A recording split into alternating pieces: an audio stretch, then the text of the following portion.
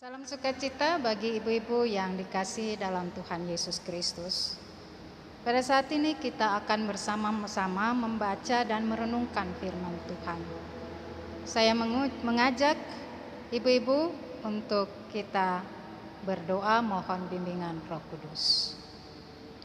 Allah Bapa Sorgawi, di tempat kami masing-masing saat ini kami menyerahkan diri kami untuk menerima firman Tuhan. Karena itu ya Bapa, berikan Roh Kudus-Mu kepada kami, membuka pendengaran kami dan akal budi kami, supaya di dalam kami membaca dan merenungkan firman Tuhan, kami setia melakukan setiap perintah Tuhan di tengah-tengah kehidupan kami hari lepas hari. Bersabdalah ya Bapa, karena kami siap mendengarkan firman-Mu. Kami berdoa dalam nama Tuhan Yesus Kristus, Juru Selamat kami yang hidup. Amin.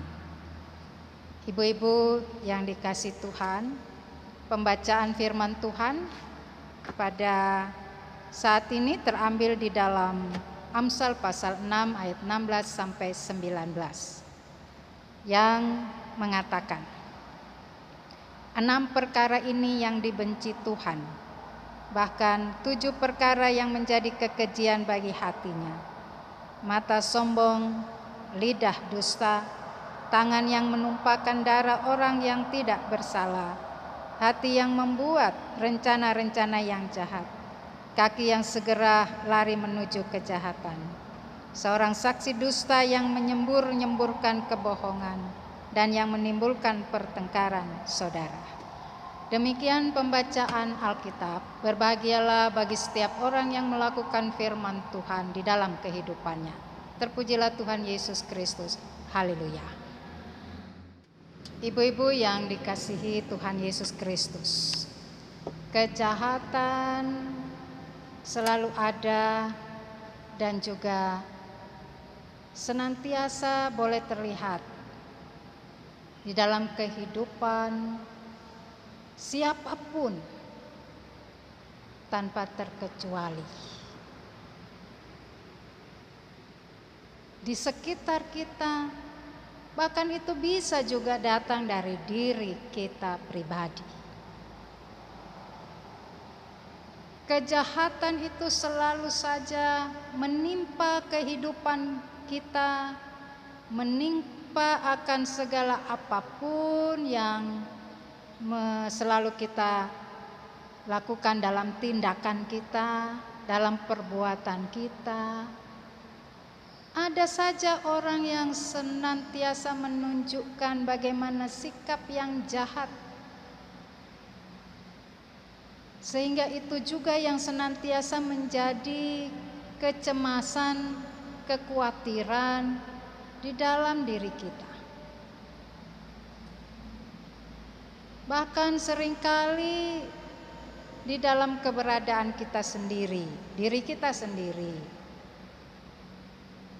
kita juga perlu mengoreksi apakah ada kejahatan-kejahatan yang kita lakukan bagi orang lain. Seringkali kita mengukurnya kecil besar kejahatan itu. Nah, kadangkala kalau kita lakukan dan kita menganggap oh itu masih kecil kok kejahatan itu, maka kita remehkan. Kita menganggap itu bukan sesuatu yang berdosa. Atau bahkan mungkin kita lakukan satu kejahatan yang memang benar-benar membuat kesengsaraan, penderitaan, kesusahan bagi orang lain. Bahkan itu juga bisa merenggut kebahagiaan orang lain. Dan kita anggap itu sebagai sesuatu yang wajar kita lakukan. Sehingga dengan demikian kita merasa puas, kita merasa senang karena kita sudah melakukan sesuatu dan kita anggap itu merupakan hal yang baik. Disinilah kita mau ditegur oleh firman Tuhan. Yang namanya dosa tetap dosa. Namanya perbuatan jahat ya berdosa. Sehingga penting bagi kita bahwa selalu mengingat akan apa yang menjadi perkataan Tuhan di dalam kehidupan kita. Sehingga maksimal mungkin di dalam setiap tindakan kita, tutur kata kita, mungkin juga cara kita memandang orang lain, cara kita melirik orang lain, cara kita mengucapkan sesuatu terhadap orang lain, kita harus maksimal supaya tidak melakukan sesuatu yang mencelakakan orang lain atau membuat orang lain itu juga terpuruk dengan dendamnya, dengan bencinya, dan dia juga akan melakukan kejahatan. Ibu-ibu yang dikasihi oleh Tuhan, karena itu melalui firman Tuhan bagi kita di dalam kitab Amsal ini, yang dimana Salomo menuliskan tentang berbagai-bagai nasihat. Nasihat ini diarahkan kepada anak-anaknya, kepada semua keturunannya. Bahkan ini juga tentu tidak terlepas bagi kita yang membaca saat ini. Sehingga ketika kita memahami apa yang menjadi nasihat di dalam firman Tuhan saat ini juga akan selalu mewarnai atau memberikan juga pengajaran bagi kehidupan keluarga.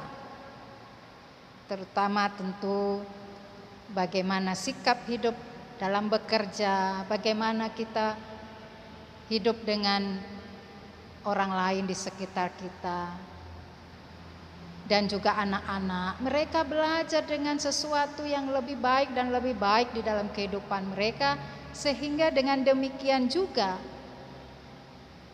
bahwa keberadaan mereka sebagai anak-anak dalam didikan yang baik juga pasti mereka akan menunjukkan pribadi yang takut akan Tuhan.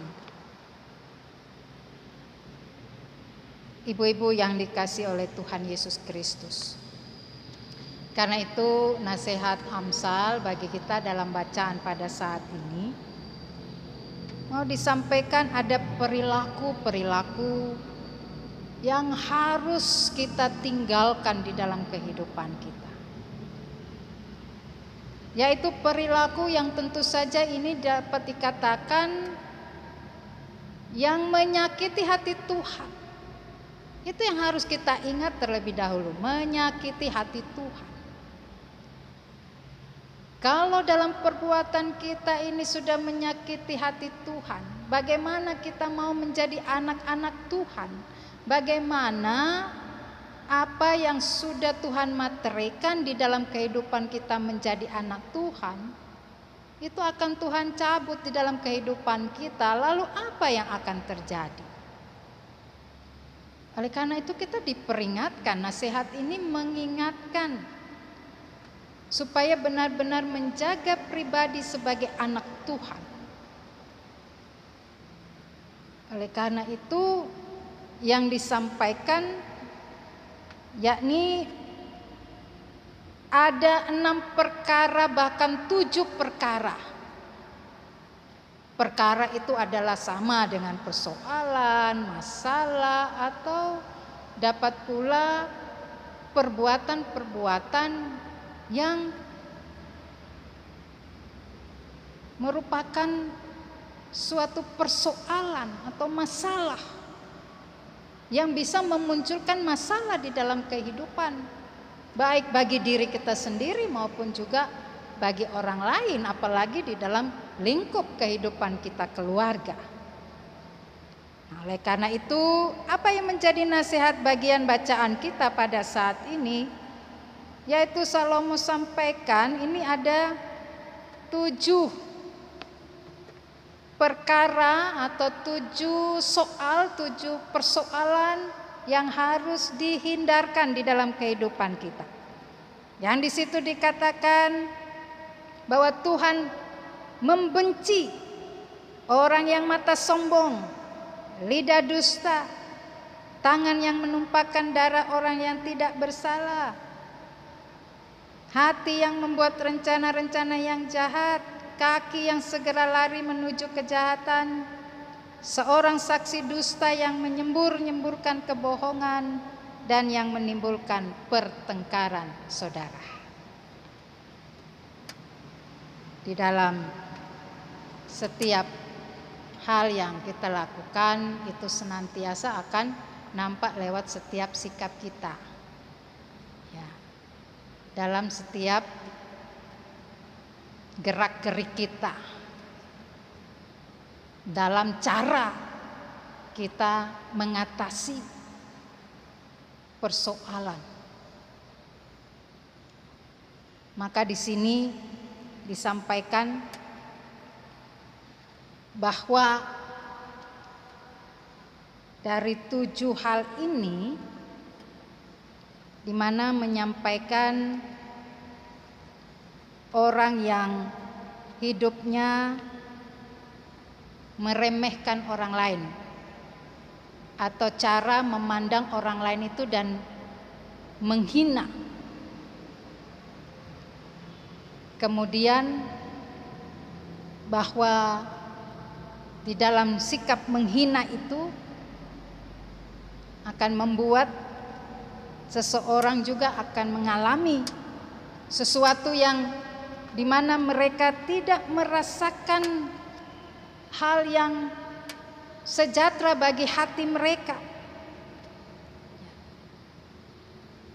Oleh karena itu dikatakan di situ sebenarnya ya ada kesombongan. Jadi sombong. Melihat orang lain itu dengan cara mata kita itu melirik orang itu seringkali juga memperlihatkan bahwa saya lebih hebat dari orang itu. Saya lebih tahu dari orang itu. Saya lebih mengerti dari orang itu. Saya lebih kaya dari orang itu. Saya punya segala-galanya dari orang itu. Maka dengan demikian dikatakan bahwa dengan mata sombong orang itu selalu memperlihatkan bahwa seakan-akan dia lebih hebat dari orang lain. Bicara dusta, lidah dusta. Maka di situ dikatakan bahwa lidah ini Tuhan berikan bukan untuk menyatakan dusta. Kalau di situ juga tidak bersaksi dusta, menyebar-nyebarkan kebohongan yang pada akhirnya bisa menimbulkan pertengkaran saudara. Nah, ini juga seringkali kita pergunakan lidah kita ini tidak dengan hati-hati. Kita selalu pergunakan lidah kita ini untuk bagaimana mengeluarkan kata-kata yang menghina orang lain. Bagaimana kita berkata-kata memfitnah orang. Kita menganggap bahwa kita ini lebih tahu untuk semua apa yang kita lakukan dan orang lain itu dimana supaya kita bisa membuat dia menderita, dia sengsara, dia sakit. Ya kita lakukanlah dengan lidah kita ini memfitnah. Juga berbohong, bersaksi dusta. Maka dengan demikian dinasihatkan, ya sama dengan Yakobus katakan bahwa lidah itu dipergunakan untuk memuji Tuhan, untuk berkata-kata yang benar, untuk berbicara yang baik, supaya itu juga akan mendatangkan sesuatu yang begitu menyenangkan bagi orang, begitu yang juga menggembirakan bagi orang, supaya dengan kehadiran diri kita di sekitar orang-orang yang senantiasa kita jumpai itu mereka akan dapat mengatakan, wah betapa senangnya saya dengan kehadiran Anda. Saya betapa gembiranya hati selalu ketika ada Anda, di sekitar kami. Nah, inilah yang sebenarnya dapat menunjukkan bahwa bagaimana orang lain itu merasakan kehadiran kita ini di sekitar orang-orang yang ada, itu memang mereka gembira. Dan juga dikatakan jangan pergunakan hati untuk merencanakan hal-hal yang jahat. Ya, kadangkala orang menyembunyikan sesuatu di dalam hatinya.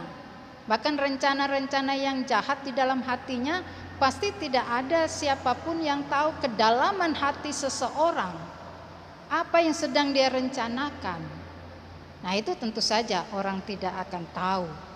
Tapi di sini harus kita mengerti bahwa Tuhan memperhatikan, bahkan Dia menyelami setiap hati orang atau manusia.